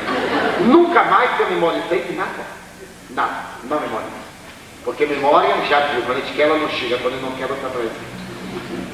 Então eu disse assim, meu senhor, eu nem sei o que contar. Ontem, aí eu contei. E quando foi hoje, eu contei com o Espírito que vinha e ele não veio. Então, eu não tenho nada para contar, não. Vocês me desculpem. Quando eu fui me sentando, eu vi uma voz assim, esta é a primeira lição, chama-se responsabilidade. O senhor foi labiano e responsável diante das coisas sagradas da vida. Eu vou ajudar o Senhor, não pelo Senhor, mas por causa dele. E eu disse mentalmente, faça qualquer negócio, mas me tire isso. Aí eu levantei e esperei um pouquinho que ele já chegou. E então, falei. Foi aquela coisa. Nessa noite ele me disse, escreve a Francisco Cândido Xavier. Dizem que fui eu que mandou. Ele é meu amigo. Para que ele te aconselhe. Conta isso. E eu fiz uma carta ao Chico. Eu era mais boçal do que hoje, comecei a carta. Excelentíssimo senhor Francisco Cândido Xavier. porque vós sabeis. E aí foi aquela tragédia de capa a capa. Daí alguns dias eu recebi a resposta do Chico, que ainda tenho, e vai ser publicada no livro próximo, em que ele me dizia assim: meu querido Digal, o nosso Humberto me falou a seu respeito. Eu sou modesto funcionário do Ministério da Agricultura. Era uma antítese a carta. E a partir daí começamos a nossa correspondência. Retornei a Salvador, e sempre que nós orávamos, víamos o Evangelho, então me vinha inspiração. Já aí comecei a ler o Livro dos Espíritos, li a codificação kardeciana, passei a estudar o Livro dos Espíritos e o Livro dos Médiuns, e um dia eu comecei a receber convites para falar aqui e ali no interior, e uma amiga que foi a Salvador me convidou a vir a São Paulo, e me convidou para falar, e eu tive a petulância de falar na Federação Espírita do Estado de São Paulo, no dia 1º de janeiro de 1951. Fui apresentado por Vinícius, e ainda me recordo como hoje. Naquele tempo, vários espíritos se propuseram falar pela minha boca, me inspiraram e me ajudaram, desde que eu me submetesse aos seus critérios. E então, eu via uma fita de teletipo escrita. Então eu ia lendo como qualquer pessoa leria. Quando passava muito rápido, eu falava depressa, porque se eu perdesse, estava acabado. Quando diminuía, eu também diminuía. Meu ritmo era o ritmo do teletipo. E lá em São Paulo, quando eu li aquele auditório, aquele povo todo bem vestido, porque no Nordeste, o calorão, a pessoa se veste mais ou menos. Mas o povo com casaco de pele, com tanta coisa complicada, eu digo, meu Deus, eu estou em São Paulo. Aí me veio medo. Mas Viana de Carvalho distante, nós estamos aqui, nós estamos amigos. E na hora que eu me levantei, eu disse para ele assim, eu quero falar um tema intelectual. Porque eu achava bonito o povo levantar e dizer aquelas palavras que eu não sabia o que era. Ele disse, deixa eu ter as palavras que eu também não saiba o que são. Ele disse, hoje nós vamos falar difícil de Paulo. Eu fiquei contentíssimo. E aí eu fiz escrito assim, Lord Beacioim. Eu disse, Lord Bacon dizia. E aí escrito assim, bacon, burro. Bacon é uma palavra inglesa. Você nunca viu tocinho bacon? Eu nunca tinha visto. E eu disse, Lord Bacon, bacon. E aí eu fiquei o pensamento e falei. Mais tarde daria outras mancadas de todo mundo, como é natural. E uma delas eu dei na Federação Espírita do Rio de Janeiro, na Brasileira. Eu desejava muito falar sobre a origem da vida, a teoria de Darwin, que eu não havia lido. E um dia eu pedi a Viana de Carvalho, fale esse tema, porque eu ouvindo, eu aprendo, eu sou um ouvinte. Às vezes eu me vejo fora do corpo e ouço também. Não é comum, mas acontece muitas vezes. E ele disse, hoje nós vamos falar sobre a teoria da evolução. Prepare-se mentalmente, procure ter calma, tire as suas ideias da cabeça para não nos atrapalhar, porque ao invés de eu estudar, eu descanso um determinado número de horas para tirar as minhas ideias, para não atrapalhar a vida. E nesse dia, eu estava tão excitado que eu não conseguia. Eu sabia que eu ia Adão e Eva, eu era ex-católico, fui presidente da Cruzada Eucarística, então eu sabia aquilo tudo. E ainda sei de memória. E quando chegou a hora, eu pedi ao Dr. Jorge Andréa dos Santos, que era meu amigo, para que ele anotasse os meus erros de prosódia, os meus erros de técnica, e depois me contasse. E eu agradeço a quem usa a fonte. É melhor que um amigo me diga do que ficar com uma posição ridícula. A pessoa erra porque não sabe. E aprender é arte de viver. Então André ficou com um caderninho para anotar, e o Espírito veio. E ele colocou tal o teletipo. E eu comecei, eu lembro, porque me marcou. Eu comecei assim, no ano de 1807, Jean-Baptiste Lamarck lançou a sua filosofia zoológica, na qual nasce o transformismo. Mas, em verdade, o autor do transformismo não é Lamarck, porque 50 anos antes dele, Erasmus, que seria avô de Darwin, começou as experiências, acompanhado por Linneu, e eu fiz outra palavra, B-U-F-F-O-I. Eu é Erasmus, Linneu, Esse homem deve ser inglês. Bafo! Ele disse, bifogo! Era francês. Quer dizer, como veio, eu aprendi numa dialética muito casuística dos animais. Foi aprender. Eu fazia o culto evangélico lá em casa. Eu tive um professor na minha escolinha, aqui meu amigo. Era um professor de português. Ele era um gordinho lindo. Tão gordinho que quando ele andava, bamboleava tudo. E era no tempo da ditadura. Ele usava chapéu com a aba para cima. E um dia eu perguntei, doutor Gastão, por que todo mundo usa o chapéu quebrado? A aba para baixo. E o senhor usa a aba para cima. E ele disse, menino, isso daqui é um sinal de protesto contra a ditadura. Porque eu sou de uma mancha de tinta. Esse critério pessimista de observação. Ninguém viu o lençol branco, que é 1000 vezes maior do que a mancha, mas a mancha todo mundo. A nossa tendência de ver o que nós somos refletido nos outros. Por isso que nós sempre vemos defeitos dos outros, que nós temos. Se nós não tivermos o defeito, não vemos porque não conhecemos. O que é desconhecido não é identificado. Então, um dia eu estava em casa, no começo dos anos 50, e soube que o Dr. Gastão tinha morrido. Aí eu já sabia que ele era livre pensador, porque era um homem muito culto, não aceitava certas tradições, e eu passei a orar por ele. Então eu disse assim, Dr. Gastão, eu lhe devo tanto. Onde quer que o senhor esteja, que os bons espíritos o amparem. Eu sei que o senhor está num lugar bom. E aí eu mandava a minha prece no culto, passei a orar antes de me deitar. E orando, certo dia eu estava no culto evangélico em casa. Quando de repente ele entrou, gordinho, de chapéu em protesto. Olhou para mim e me perguntou, quem é você? Eu disse, eu sou Divaldo Pereira Franco, seu ex-aluno. Ele disse, não me lembro de você. Eu disse, fui seu aluno com 11 anos de idade, na Escola Normal Rural de Feira de Santana. Ele disse, mas não me lembro. Por que você me chama com tanta ternura? Eu tenho sofrido tanto, meu filho. A sua voz chega até mim como um refresco de chuva sobre a terra calcinada. A sua palavra chega ao meu coração como um orvalho descendo entrando. Por que você faz isso? Eu disse, porque o senhor já morreu, doutor Gastão. Mas ninguém morre. Eu morri. Morreu, Senhor. Aí eu doutrinei, falei com ele. Ele passou a frequentar o culto. Todo dia do culto, eu ficava meia hora mentalmente conversando com ele. Ele passou a me acompanhar. Passou a ir às sessões mediúnicas. E um dia ele foi a uma conferência minha, lá em Salvador mesmo.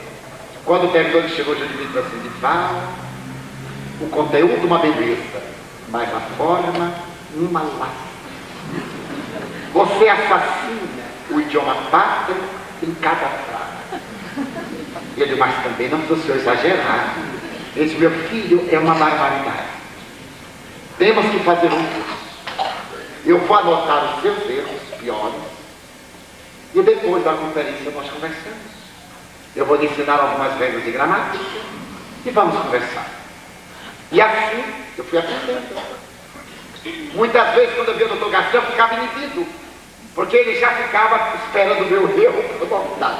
Depois ele anotava assim, pronto, o que é que eu errei? Um dia eu disse, o senhor faz favor de sair da minha frente, fica anotando atrás, porque pelo menos eu não tinha. Passaram-se os anos. E ele foi convidando amigos. Muito bonito. Certo dia eu fui acompanhando o féretro do filho de uma amiga, e ao entrar no cemitério pela primeira vez, no cemitério do Campo Santo de Salvador, eu disse umas palavras mais para consolar a mãe. E quando eu terminei, o Espírito chegou-se até mim e disse, venha cá, eu quero que você conheça a minha sepultura.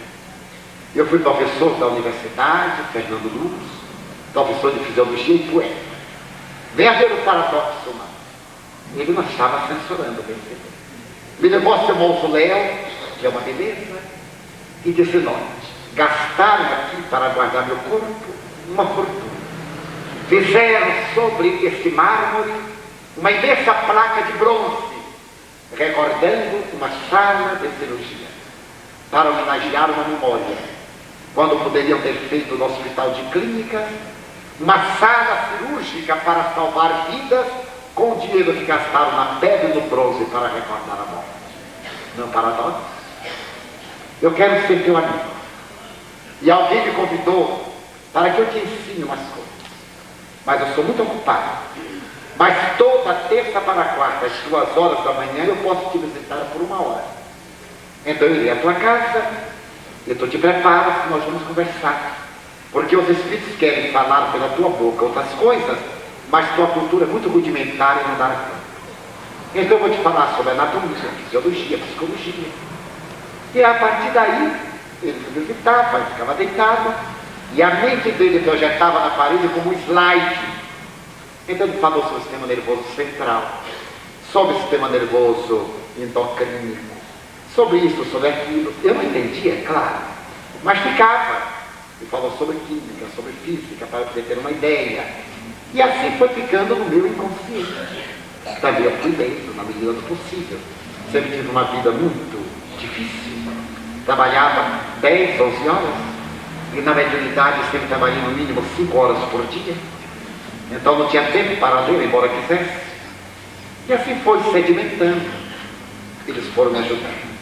E apareceu uma senhora que me disse que era poetisa baiana, Amélia Rubens. E ela me disse: eu vou te transmitir as belezas do Evangelho, porque eu conheci Israel ao tempo de Jesus.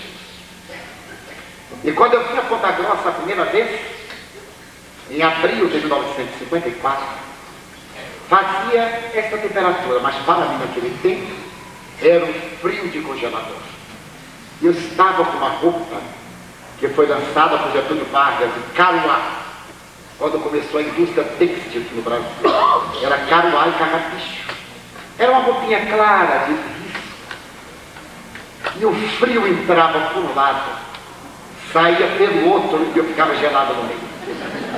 Me hospedei no Palace, fazendo um comercial, que hoje é o Planalto I do nosso Franklin, do nosso Wilson. E fazia um frio, mas um frio que meus guias não vieram. Ficaram na Bahia. E eu tinha uma palestra na Sociedade Francisco de Assis. Eu já era mais adestrado, já tinha mais consciência doutrinária e fui. Quando eu entrei no Francisco de Assis, o Espírito me disse: tu vais encontrar aqui muitas almas queridas de outras vidas. Prepara-te, porque tem muitos afetos aqui, esperando por ti. Eu entrei e me encantei com o Francisco de Assis. Álvaro Osmer está aqui presente, cantou a música inesquecível, 2020. Eu me apaixonei.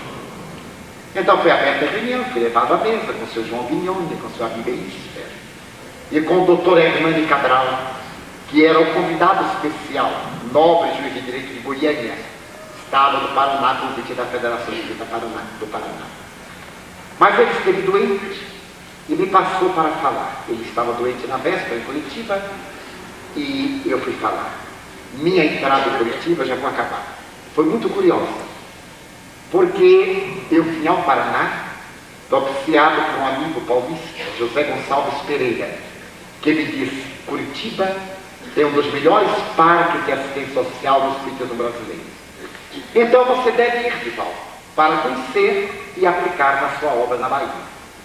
Eu fiz uma carta ao seu João Guignone e ele está disposto a receber e hospedá-lo. Eu lhe ofereço a passagem e você então irá passar lá uma semana no Paraná para conhecer o movimento espírita. Eu fui. Tudo que eu sabia do seu João Guignone é que ele iria ao aeroporto, que era um senhor baixo, de bigode, italiano. E quando o seu Gonçalves me disse, eu achei fácil, porque na Bahia tem pouco italiano. Eu disse: olha, assim desculpa logo o italiano, baixo, de bigode. Italiano não tem que se culpar. Mas quando o avião Douglas, na sua Serra do Mar, jogava mais do que gangorra, e começou a sobrevoar Curitiba, eu tive um pavor. Meu Deus, e se o senhor João Guignone não for, o que será de mim? Me deu um pavor, porque eu digo: eu fico na mesa e quero outro avião e volto, porque eu não conheço ninguém, não tinha endereço. Quando eu estava nisso, entrou um espírito e me disse: Eu sou Arthur Lins de Vasconcelos. Sou amigo do Guignoli. Ele é o meu testamenteiro. Tranquiliza-te que ele está lá embaixo. E vamos conversar. Então começou a conversar comigo. O avião pousou, era outro aeroporto. Quando eu entrei no aeroporto, todo mundo era baixo, gordo, de bigode e italiano. Porque era muito turco, muito filho, olhando assim era mais ou menos a mesma coisa. Eu olhei e digo, e agora? O doutor disse, vem comigo. E chegou, apontou a um senhor. Eu me aproximei dele e disse, senhor Guignoli? Ele disse, pois não. Ele disse, eu sou Divaldo Franco. E o avião já chegou e disse, mas eu estava aqui conversando com a Bíblia, me distraí. Depois eu sou Divaldo. Ele disse, como descobriu que sou eu? Ele disse, um amigo do senhor chamado Lins de Vasconcelos me mostrou. E então fomos conversando sobre Lins de Vasconcelos. E fui hospedar-me no albergue, que havia um apartamento que o Dr. Lins de Vasconcelos havia construído para receber companheiros itinerantes e convidados. Era uma sala, um apartamento, uma suíte muito bonita. E o albergue ficava na parte posterior. A minha primeira noite no Paraná é uma odisseia que eu não conto, porque foi muito curioso. A verdade é que à noite eu fui à conferência e o frio era tal, meus amigos, e eu era totalmente desconhecido. Lá em nossa casa, nós instituímos ter uma comissão para receber pessoas desconhecidas. Porque a pessoa chega ao centro espírita e em todo lugar tem um grupo social fechado. Quem chega é sempre marginalizado. E a pessoa às vezes chega meio com medo, não sabe o que é espiritismo. E ninguém ri, ninguém dá um adeusinho, porque está todo mundo ali com Deus no coração, mas com a fraternidade no chão. E a pessoa fica meio, não sabe o que é que faz, se entra, se sai, termina a vez de vestido. E eu, sem querer censurar nada, era um desconhecido, um rapazinho amarelo, feio, como até hoje, magro, horrível. E a roupa de Caruá e o frio de Curitiba. Subi a escada, doutor Hernani, a senhora, as pessoas em volta dele. E eu fui ficando assim à margem, e a reunião foi sendo organizada. E então havia umas cortinas grenadas, de veludo. E o frio era tal que eu fui me encostando no veludo. E eu fui me enrolando no veludo. E me enrolando para tirar o frio, só ficou aqui de fora. E aí eu me aqueci um pouco. A reunião era presidida por um jovem estudante de medicina que hoje é traumatologista em Ribeirão Preto. Então, seu Guignoli virou-se para ele, que eu ouvi, eu tenho um ouvido meio especial, e disse, aí tem um rapaz baiano, recomendado de um amigo, convide-o à mesa. Aí deu meu nome, ele me convidou. Eu vim e sentei. E o doutor Hernani levantou-se para comentar o diálogo com Nicodemos. Mas ele havia feito uma viagem de trem muito grande, era um senhor diabético, sentiu-se mal, suspendeu a palestra. E então o senhor Guignoli perguntou, você fala, meu filho? Eu disse, eu falo. Se você quer falar para preencher o tempo, eu falo. Aí eu falei. Continuei o tema e viemos à fotografia. Quando cai, era uma perua verde de seu amigo. Seu amigo não fazia curva, ele fazia curva. E eu sempre viajava no banquinho lateral.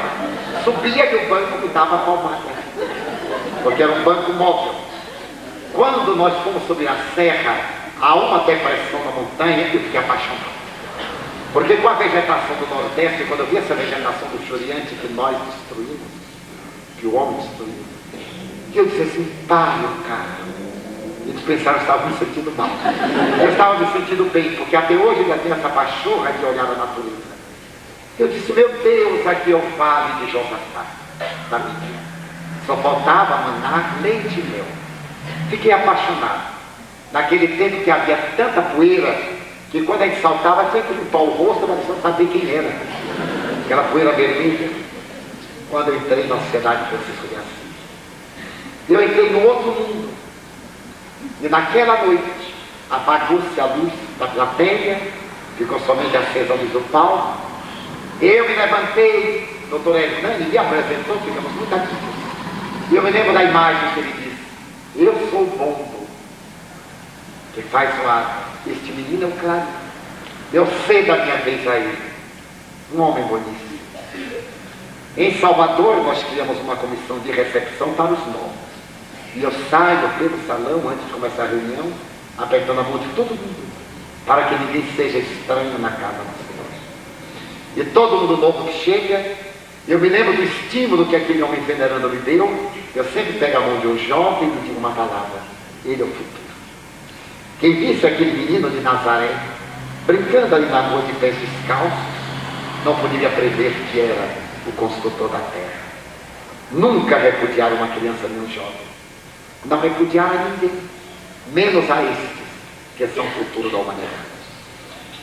Então eu me levantei, e quando eu me levantei, eu tive uma visão inesquecível. Me contei a história de Natanael, Ben Elias, o paralítico que desceu pelo telhado. Eu vi vivas as cenas, e a poetisa aos meus ouvidos me dava as palavras e disse: vamos hoje pintar uma aquarela da cura de Jesus. Eu falei demoradamente, terminei o tema com as conotações espíritas e fomos tomar chá lá no lar Cília Vasconcelos do terceiro piso, com João Haddad, com Guaraci Paranavieira, com Ari Schmidt e outros queridos amigos que continuam meus irmãos até hoje. As experiências foram se tornando cada vez mais pulsantes, cada vez mais severas. E eu terminei por aprender, porque até o papagaio termina aprendendo a falar. Eu compreendi que eu deveria colocar a minha vida a serviço da mensagem. E assim, hoje, é óbvio que quase 40 anos depois, eu já tenho alguma experiência e já aprendi alguma coisa. Eu seria capaz de uma conversa equilibrada, mas por disciplina. Toda vez que eu sou convidado a uma entrevista ou a uma palestra, eu me preparo, fazendo a anulação da minha consciência e a sintonia. Se eu não tiver tempo para um repouso físico, mesmo viajando, eu fecho os olhos, me coloco receptivo. E os espíritos nunca me defraudaram, nunca me abandonaram. Os erros que houve foram meus, as dificuldades foram minhas, em idiomas estrangeiros, em assuntos que me jogaram como desafios, em entrevistas de televisão em que me armaram ciladas para levar o espiritismo ao ridículo, não a mim, porque eu não valho quase nada, ninguém me ridicularizaria, mas era a doutrina. Eles nunca me abandonaram. Concluo com uma cena que aconteceu numa grande cidade do Brasil, num programa de televisão. Eu havia conseguido detectar muitos espíritos e isso havia abalado a opinião pública do Estado. E nasceu um halo de simpatia, até mesmo dos ateus, que constataram ser uma farsa. Primeiro, que eu não ganho nada, não aceito nada, não toco o indivíduo, porque o espírita vive para a doutrina, não da doutrina. E eu rogo o depoimento da cidade. Se alguém algum dia entregou um dinheiro, recebeu um recibo para imposto de renda, ou se deu um objeto, se der uma caixa de sabonete para a Mansão do Caminho, a Mansão do Caminho manda o recibo correspondente.